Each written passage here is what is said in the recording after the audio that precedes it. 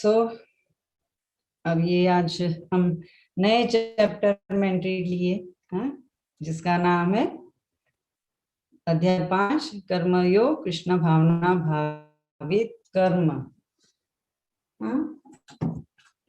तो ये भगवान ने पहले तो ये शुरुआत कहाँ से हुआ, Bhagavad Gita setting the scene, जहाँ अर्जुन का सब रोना धोना चल रहा है, नहीं लड़ूंगा बोल रहा है, बहुत सारे एक्सक्यूजेस दिए नहीं लड़ने के। और सेकंड चैप्टर में फिर भगवान उसको अर्जुन भगवान के शरणागत होता है कि मैं कंफ्यूज हूँ, मेरी ड्यूटी मुझे कर नहीं पा रहा हूँ, मेरे लिए उपदेश दीजिए, मैं आपके शरण में आ रहा हूँ। तो एज अ गुरु वो शरणागत हो रहा है कृष्ण को, और कृष्ण भगवान फिर उनको ज्ञान दे रहे हैं। बोलते हैं आप तो जैसे 7 श्लोका में वो शरणागत ले रहे हैं, तो 11 श्लोक में भगवान उसको बोलते हैं कि तुम पंडित पूर्ण वचन कहते हुए उसके लिए शोक कर रहे हो जो शोक करने योग्य नहीं है। जो विद्वान होते हैं वे न तो जीवित के लिए न ही मृत के लिए शोक करते हैं। तो भगवान ने उसको उधर ही पहले उसकी गलती पे उसको टोका कि आप तो बड़ी बड़ी बातें तो करते हो पंडितों जैसी, लेकिन आपको पूर्ण ज्ञान नहीं है ना।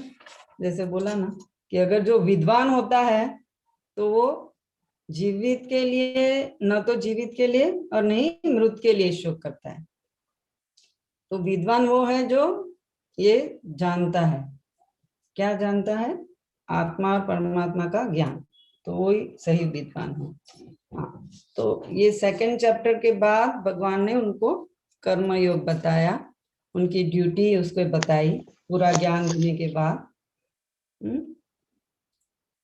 और उसके बाद भगवान ने अपना ट्रांसेंडेंटल दिव्य ज्ञान दिया कि आपकी ड्यूटी करो तो भगवान की प्रसन्नता के लिए वो हमें कर्म करना है। तो कर्म योग के बाद ट्रांसेंडेंटल नॉलेज, और ट्रांसेंडेंटल नॉलेज के बाद अब ये है कर्म योग कृष्ण भावना भावित कर्म। तो कर्म योग तो करना है लेकिन कृष्ण कॉन्शियस वे से हमें करना है। तो ये अर्जुन को अपनी ड्यूटी कैसे विथ नॉलेज करना है, ये भगवान इसको ये चैप्टर में समझा रहे हैं।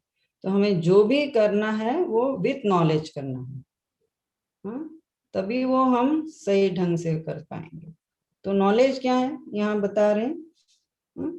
कृष्ण भावना भावित व्यक्ति योनिया जातियों में भेद नहीं मानता। सामाजिक दृष्टि से ब्राह्मण तथा चांडाल भिन्न भिन्न हो सकते हैं, अथवा योनियों के अनुसार कुत्ता गाय तथा हाथी भिन्न हो सकते, किंतु विद्वान योगी की दृष्टि से ये शरीरगत भेद अर्थहीन होते हैं।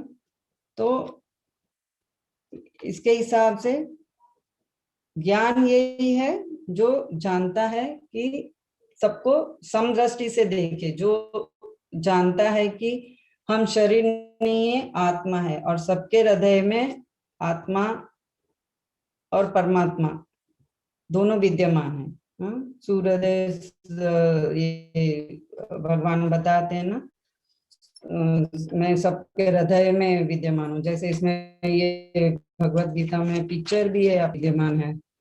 यहाँ भगवत गीता में, आपकी भगवत गीता में है क्या पिक्चर पता नहीं, तो सबके इसमें अलग अलग है, लेकिन यहाँ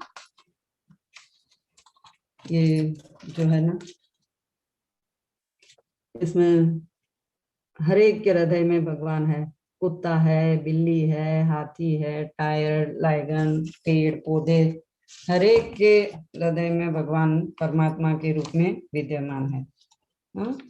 तो ये जो आउटर कवर जो है आत्मा के ऊपर, वो अपने कर्मों के अनुसार हमें अलग अलग मिलता है। जैसे इसमें बताया है कि शरीर तो प्रकृति के गुणों के द्वारा उत्पन्न होते हैं, किंतु शरीर के भीतर आत्मा तथा परमात्मा समान आध्यात्मिक गुण वाले होते हैं।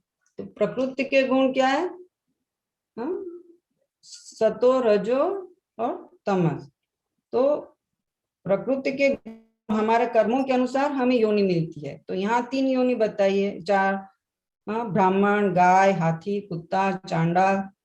जिसमें ब्राह्मण और गाय है वो सत्व गुण के हैं, और हाथी कुत्ते हैं वो रजो गुण के हैं, और चांडाल है वो तमो गुण के हैं।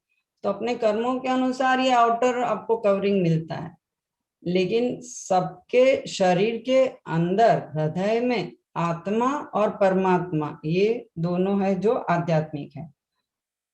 तो जो विद्वान है वो ये आत्मा के लेवल पे सबको देखता है, इसलिए उसके लिए सब समान है, क्योंकि सबके हृदय में परमात्मा है। तो ये जो आउटर फिजिकल जो अपीयरेंस है वो तो सबके अलग अलग है, कोई कुत्ता है, कोई बिल्ली है, कोई हाथी है, चांडाल है, कोई ब्राह्मण है। तो वो तो कर्म के अनुसार हमें अपने एक योनि मिली है, लेकिन सबके हृदय में सबके अंदर आत्मा है और उसके साथ परमात्मा भी है। और यहाँ और बताया कि आत्मा तथा परमात्मा की यह समानता उन्हें मात्रास्थ दृष्टि से समान नहीं बताती, क्योंकि यष्टि आत्मा किसी विशेष शरीर में उपस्थित होते हैं, किंतु परमात्मा प्रत्येक के शरीर में है। तो ये आत्मा और परमात्मा क्वालिटी वाइज सेम है, लेकिन क्वांटिटी वाइज डिफरेंट है। सबके शरीर की जो आत्मा है वो डिफरेंट है। एक अपनी इंडिविजुअलिटी है आत्मा की, लेकिन उसके साथ जो परमात्मा है वो सबके शरीर में सेम है। वो साक्षात भगवान परमात्मा के रूप में सबके हृदय में है। सूर्योदय सर्वभूतानाम बताते हैं ना, मैं सबका वेल विशर हूँ। यहाँ भी बताया इधर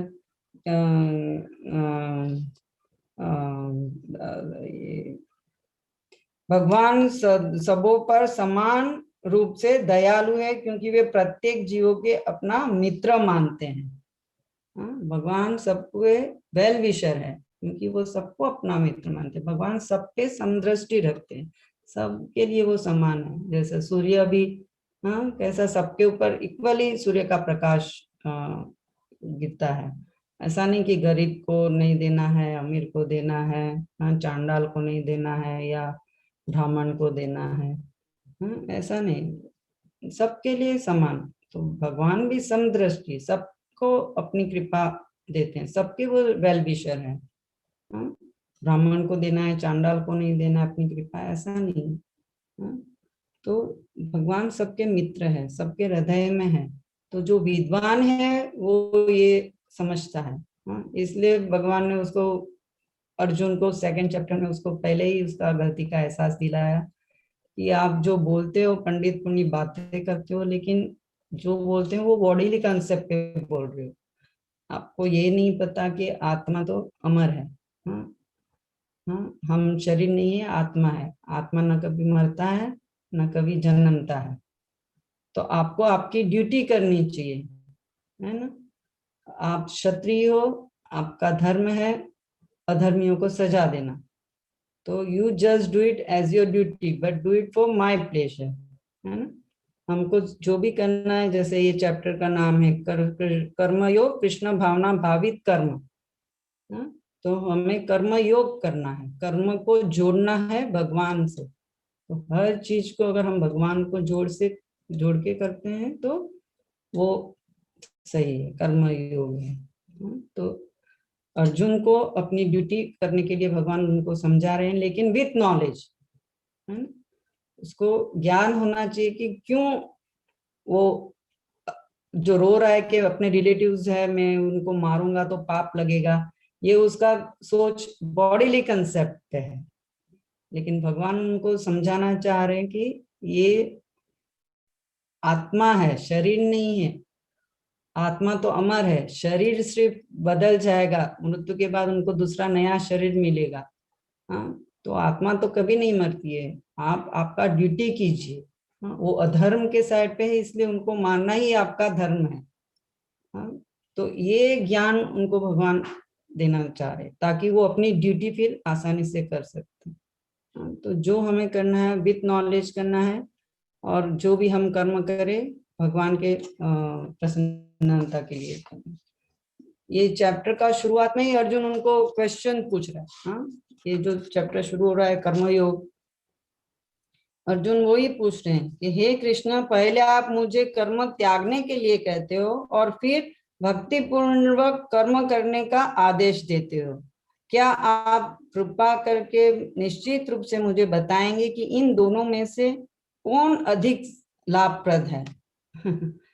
तो भगवान पहले बोल रहे कि कर्म न करो। हाँ, कर्म न करो मतलब अपना सेंस ग्रेटिफिकेशन के लिए नहीं, अपनी प्लेजर के लिए नहीं, लेकिन आपने बाद में बताया कि भक्ति पूर्वक कर्म करना है। तो दोनों में से कौन सा बेटर है? तो भगवान ने उनके रिप्लाई में वही बताया, हाँ, कि मुक्ति के लिए जो कर्म का परित्याग तथा भक्ति में कर्म दोनों ही उत्तम है, किंतु इन दोनों में से कर्म के परित्याग से भक्ति पूर्वक कर्म श्रेष्ठ है। तो छोड़ना नहीं है, हमारी ड्यूटी तो हमें एज इट इज करनी है, लेकिन भगवान को सेंटर में रख के, है ना। तो भक्ति पूर्वक कर्म करना ही वही सही है, कर्म को छोड़ना नहीं है। कर्म नहीं करना है ऐसा नहीं, साधु बन के बैठ जाना है जंगल में, सारी अपनी रिस्पॉन्सिबिलिटी छोड़ के, ऐसे नहीं करना है। हमारी जो रिस्पॉन्सिबिलिटी है, जो ड्यूटीज है, वो हमें एज इट इज निभानी है। हाँ, जो भी वर्ण और आश्रम है, सबको अपने अपना एज पर वर्ण और आश्रम अपनी ड्यूटी करनी चाहिए, लेकिन कृष्णा को सेंटर में रख के विथ नॉलेज। हाँ, ये हमें ये आश्रम मिला है तो हमें क्या करना है। कोई भी वर्ण और आश्रम में मेन उद्देश्य तो कृष्ण भावना भावित ही है, भगवान की भक्ति करना ही है ना।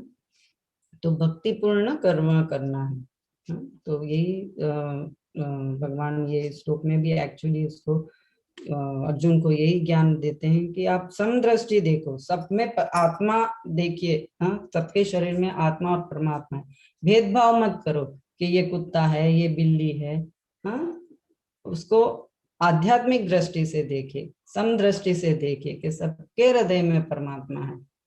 हाँ, तो आप आसानी से आपका कर्म कर पाओगे भक्ति पूर्वक। हरि बोल। तो ये एंड में प्रभुपाद यही समझा रहे हैं कि आत्मा तथा परमात्मा के लक्षण समान है, क्योंकि दोनों चेतन, शाश्वत तथा आनंदमय है। उनके लक्षण सेम है, क्वालिटी वाइज दोनों सेम है, सच्चिदानंद स्वरूप है ना। किंतु अंतर इतना ही है कि आत्मा शरीर की सीमा के भीतर सचेतन रहता है, जबकि परमात्मा सभी शरीरों में सचेतन है ना। तो सबका आत्मा इंडिविजुअल है, लेकिन परमात्मा सबका शरीर में सेम है। भगवान का ही अंश है। तो एक्चुअली हमारी आइडेंटिटी तो एक ही है, कि दास है हम, है ना। चैतन्य महाप्रभु बोलते हैं ना, मैं ब्राह्मण नहीं हूँ, क्षत्रिय नहीं हूँ, वैश्य नहीं हूँ, मैं तो दासन दासन दासन दासन दास हूँ, है ना। तो चैतन्य महाप्रभु स्वयं अपने आप को पद कमल अनु दासन दासन दास बोलते हैं। 10 बार दास दास दास बोल दिया कि मैं भगवान का जो भक्त है उसके दास का, मैं दास का दास हूँ। हाँ, तो ये हमें पहचान है ना। सबके हृदय में परमात्मा है, और अंत में परमात्मा बिना किसी भेदभाव से सभी शरीरों में विद्यमान है। तो भगवान किसी का ये जन्मजात या योनि को डिस्क्रिमिनेट नहीं करते हैं, सबके हृदय में परमात्मा के रूप में विद्यमान रहते हैं, और सबके वो हृदय वेल विशर है, सबके वो मित्र हैं, और सबको वो गाइड करते हैं। तो हमें अपने हृदय की, आत्मा की बात कभी सुननी चाहिए, अंदर से हमें कभी कभी गाइड करते हैं भगवान, कि ये आपके लिए गलत है, ये सही है। मन से हमें ऐसे कभी साइंस मिलते हैं, लेकिन फिर भी हमारी बुद्धि उसका साथ नहीं देती, और बुद्धि गलत रास्ते से हम कभी कभी गलती कर बैठते हैं। तो इसलिए हृदय में परमात्मा है जो हमें हमेशा गाइड करते हैं। और सबके हृदय में परमात्मा जो है वो समान है, लेकिन आत्मा अलग है, और कर्म के अनुसार सबको योनि डिफरेंट मिली है। तो इसलिए हमें बॉडीली कंसेप्ट में नहीं देखना है, हमें आध्यात्मिक दृष्टि से सबको देखना है कि सबके हृदय में परमात्मा है, समदृष्टि रखनी है और विथ नॉलेज हमें अपनी ड्यूटी करनी है। हरि बोल, हरे कृष्ण। श्रील प्रभुपाद की जय, श्रीमद् भगवद गीता की जय।